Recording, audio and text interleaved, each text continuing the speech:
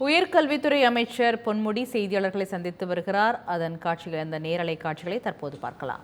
+2 படித்துவிட்டு கல்லூரியில் உயர்கல்விக்கு செல்லாமல் இருக்கிற மாணவர்களுக்கும், அதேபோல் +2 அதிலே தேர்ச்சி பெறாமல் இருக்கிற மாணவர்கள், அவர்கள் பாலிடெக்னிக்கிலே சேர்வதற்கும் இன்ஜினியரிங்கில் சேர்வதற்கும், 10ஆம் வகுப்பிலே தேராத மாணவர்கள் ஐஐடியிலே சேர்வதற்குமான அறிவுரைகளை எல்லாம் எடுத்து வைத்துவிட்டு வந்திருக்கிறோம். ஆகவே இன்னும் சில நாட்களில் அந்த உயர்வுக்கு படி திட்டத்தின் மூலமாக இந்த மாதம் 23ஆம் தேதி வரை இந்த கல்லூரிகளிலே மாணவர்கள் சேர்க்கப்படலாம் என்று அறிவித்திருக்கிறார்கள். அந்த அடிப்படையிலே தான் இந்த 23ஆம் தேதி வரை எல்லா கல்லூரிகளிலேயும் இடம் இருக்கிற கல்லூரிகளிலே எல்லாம் மாணவர்கள் வராண்டா அட்மிஷன் என்று சொல்லப்படுகிற, அவர்கள் விண்ணப்பித்திருந்தாலும் விண்ணப்பிக்காமல் இருந்திருந்தாலும் அவர்கள் அந்த கல்லூரிகளுக்கு சென்று சேர்வதற்கான வாய்ப்புகள் அளிக்கப்பட்டிருக்கின்றன. கல்லூரி முதல்வர்களும் மற்றவர்களும் அப்படி வருகிற மாணவர்களை சேர்த்துக்கொள்ள வேண்டும் என்று அறிவுறுத்தப்பட்டிருக்கிறார்கள். ஆகவே இந்த கல்லூரியினுடைய இந்த முறைகளெல்லாம், இந்த அட்மிஷன்ஸ், இந்த சேர்க்கை என்பது இந்த மாதம் 23ஆம் தேதி வரை நடைபெறவிருக்கிறது.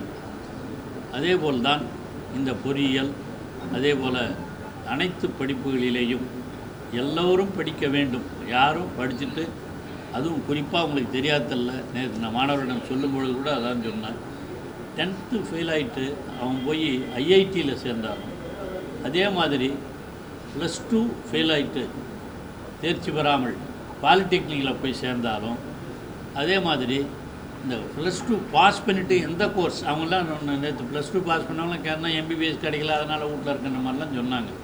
அவர்களுக்கும் நாங்கள் சொல்லியிருக்கிறோம், எம்பிபிஎஸ் கிடைக்கலாம் பரவாயில்லமா, எந்த கோர்ஸ் கிடைக்குதோ உனக்கு இஷ்டமோ அதில் போய் சேருங்க என்று சொல்லியிருக்கிறோம். அவர்களும் சேருவதற்கு ஒப்புக்கொண்டிருக்கிறார்கள். இந்த மாதிரி சேருவதனால தமிழக முதலமைச்சர் சமளித்திருக்கிற அந்த பெரும்பாலும் இதெல்லாம் கவர்மெண்ட் ஸ்கூல்ஸில் படித்த மாணவர்களும் இருக்காங்க நிறைய. அவர்களுக்கெல்லாம் பாலிடெக்னிக்கில் சேர்ந்தாலும், அதே போல் நம்ம ஐஐடியில் சேர்ந்தாலும், அரசு கல்லூரிகளில் சேர்ந்தாலும், இன்ஜினியரிங் சேர்ந்தாலும் மாதம் 1000 ரூபாய் வழங்கப்படுகிற திட்டத்தையும் அவர்களுக்கு எடுத்து சொல்லியிருக்கிறோம். அதே போல் மாணவர்களுக்கும் நம்முடைய இந்த புதுமைப்பெண் திட்டம் மட்டும் இல்லாமல் தமிழ் புதவன் திட்டத்தின் மூலமாகவும் 1000 ரூபாய், இது முதலமைச்சர் அறிவித்திருக்கிற இந்த அறிவிப்பு என்பது கிராமப்புற மாணவர்கள் அனைவரையும் மிகவும் அதை கவர்ந்துள்ளது. ஆகவே இன்னும் இந்த 23ஆம் தேதி வரையிலே நிச்சயமாக இன்னும் அதிக மாணவர்கள் சேர்வார்கள் என்று நாங்கள் உறுதியாக நம்புகிறோம்.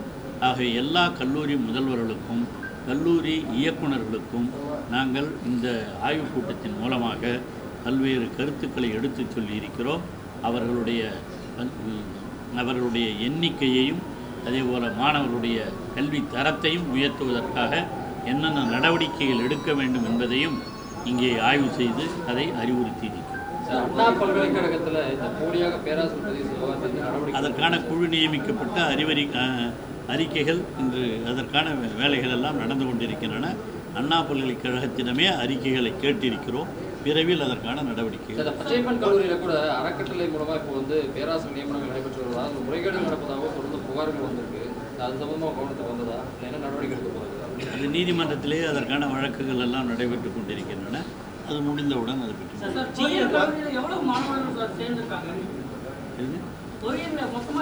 பொறியியல் கல்லூரிகளில் பொறுத்தவரையில் இந்த ஆண்டு சேர்ந்திருக்கிற மாணவர்கள் 1,31,706 பேர் சேர்ந்திருக்கிறாங்க.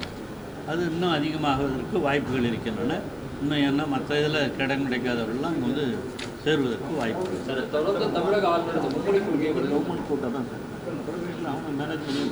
இது கவர்மெண்ட் கோட்டாவில் மட்டும் சேர்ந்துருக்கிற மாணவர்கள். தனியார் கோட்டா இருக்குது, அதில் இது 75% நம்ம கவர்மெண்ட் கோட்டா, அதில் சேர்ந்த மாணவருடைய எண்ணிக்கை தான் இது. 25% ப்ரைவேட் கோட்டா இருக்குது. அது பல கல்லூரிகளில் முழுசாக சேர்ந்துருக்கிறாங்க, சில தனியார் கல்லூரிகளில் சேராமல் இருக்கிறாங்க. அதையெல்லாம் விரைவில் சேர்ப்பதற்கு நடவடிக்கை எடுக்கும். தொடர்ந்து இப்போ இருமொழி கொள்கையில் முன்னே இருக்கிறதுனால மும்மொழி கொள்கை வேணுன்ற சொல்லியிருக்காங்க. இப்போ மத்திய தொடர்ந்து வலியுறுத்தி வருது, நிதியெல்லாம் பண்ணியிருக்காங்க SSIP பள்ளிக்கல்விக்கு. எப்படி பார்க்குறீங்க? அதுதான் நான் முதல்லையே சொல்லியிருக்கேன். நான் நேற்றுக்கும் சொன்னேன், நாங்களும் ஒரு வாரமாக சொல்லிட்டு தான் இருக்கோம். தமிழக முதலமைச்சர் அவர்களும் தெளிவாக எடுத்து சொல்லியிருக்கிறார்கள். இன்று அதற்கான காரணங்கள் கூட முரசொலியில் ஒரு கட்டுரையாக கூட எழுதியிருப்பதை சுட்டி காட்டியிருக்கிறோம். நீங்கள் அதெல்லாம் நினச்சி பார்க்கணும். இருமொழிக் கொள்கை என்பது இன்றைக்கி நேற்று வந்ததில்லை. அது 67 இருந்து இருமொழிக் கொள்கை தான் இருக்கிறது. ஒரு உதாரணத்துக்கு சொல்கிறேன். இன்றைக்கி இந்த பிரசிடென்சி காலேஜில் அப்போ இருந்தே ஒரு ஹிந்தி கோர்ஸ்னு ஒரு கோர்ஸு ஹிந்தி படிக்கிறதுக்காக வச்சுருக்காங்க. அதில் எத்தனை பேர் படிக்கிறாங்க தெரியுமா? 3 பேர். அதுக்கு ஒரு கோர்ஸு நடத்த முடியுமா? இன்னொன்று ஹிந்தி, அதே மாதிரி மலையாளம் இருக்குது. மலையாளத்தில் 4 பேர் படிக்கிறாங்க. மலையாளம் போக அடுத்து இந்த உருதுன்னு ஒன்று வச்சா அதில் யாருமே சேரவே இல்லை. ஆனால் கோர்ஸ் இருக்குது. இதெல்லாம் தேவையா? ஆக தமிழகத்து மாணவர்கள் எதை விரும்புகிறாங்கன்னு நமக்கு நல்லா தெரியுது இல்லையா? அவர்கள் இருமொழிக் கொள்கையைத்தான் விரும்புகிறார்கள். நாங்கள் ஆப்ஷன் சொல்லித்தரோம். அது ஆப்ஷனாக வந்து படிக்கலாம். அதில் ஒன்றும் தப்பு இல்லை. எங்களுக்கு கட்டாயம் படிக்க வேண்டியது 2 மொழி, ஆங்கிலமும் தமிழும். அதைத்தான் நாங்கள் அன்றிலிருந்து சொல்லி கொண்டிருக்கிறோம். அதைத்தான் நடைமுறைப்படுத்தி கொண்டிருக்கிறோம். மும்மொழி திட்டம், இன்னொரு 3வது மொழியை அவர்கள் படிக்க வேண்டும் என்று ஆப்ஷனல் என்று சொல்லி அவர்கள் படிப்பதிலே எங்களுக்கு எந்த விதமான வேறுபட்ட கருத்தும் இல்லை. அவங்க படிக்கிறத படிக்கலாம். இதுக்காகலாம் ஒரு ஒன்றிய அரசு இந்த நிதியை நிறுத்துகிறது என்று சொன்னால் அது அரசியலுக்காக அவர்கள் செய்வதை தவிர கல்வி வளர்ச்சிக்காக அல்ல. கல்வி வளர்ச்சிக்காக நாம் பாடுபட்டிருக்கிற காரணத்தினால்தான் தமிழகம் இன்று தலை சிறந்து ஒரு கல்வியிலே சிறந்த மாநிலமாக திகழ்ந்து கொண்டிருக்கிறது. அது ஆரம்ப பள்ளியிலேயும் அது ஆரம்பிக்கிற காரணத்தினால்தான் உயர்பள்ளியிலேயும் படிக்கிறோம்.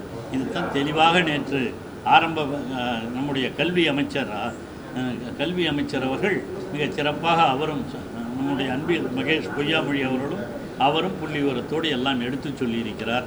ஆகவே இந்த ஒன்றிய அரசு இந்த நிதியையும் நிறுத்தாமல் அனுப்பி வைத்து இந்த கல்வி வளர்ச்சிக்கு உதவ வேண்டும். அவர் 2 தடவை மாற்றி கடிதம் எழுதியிருக்கிறதெல்லாம் கூட நீங்கள் பார்த்துருப்பீங்க. ஆக அவைகளையெல்லாம் மாற்றி அமைத்து ஒன்றிய அரசு தமிழகத்தினுடைய கல்வி வளர்ச்சிக்கு, உயர்ந்து நிற்கிற இந்த கல்வி வளர்ச்சிக்கு மேலும் ஆறுதல் தர வேண்டும் என்று உங்கள் பத்திரிகையாளர்கள் மூலமாக கேட்டுக்கொள்கிறேன்.